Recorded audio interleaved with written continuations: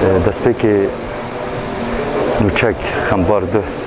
me bihîst koçbarkirina bavê mizgîn Mamosta Mihemed Emîn Abbas berpirsê rêxistina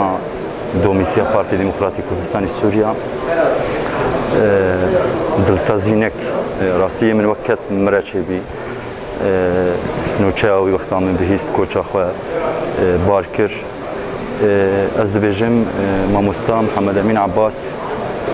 ji destpêka jiyana xwe tevlîrefên partî bî di salê heştya de destpêka wê û heyata xwe hemî tu karî bêjî ji temenek biçûk terxan kir ji kar û xebat û xizmeta doza gelê Kurd lê Kurdistana Sûrî deg û mafê wî re wa pêk bîne. Bavê mizgîn kesek ji nêzik min nas kir li dihokê li Kurdistanê ji 4 sala vir de min nas kir kesek xizmetkarê miletê xwe bî pile her welê ew pila gel ser milî wî gelek caran ji min re got pila me ne mansib e pila me teklîf e ne teşrîf e em xulam û xizmetkarê miletê xwe nin. Bavê mizgîn ne bes xesaretek bî ji partî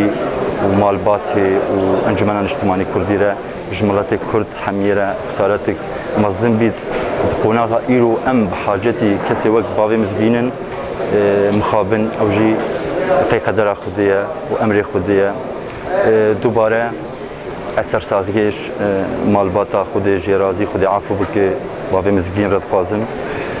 Ez sersaxiyê ji serkirdatiya Partî Demokratîk Kurdistanê Sûriya re dixwazim. Her welê endam û alîgirên wê ji miletê Kurd re dixwazim û dawiya wê jî inne lillah ve inne ileyhi racîûn kes ji me namîne serê we sax be serê malbata wî sax be cihî biheşt be.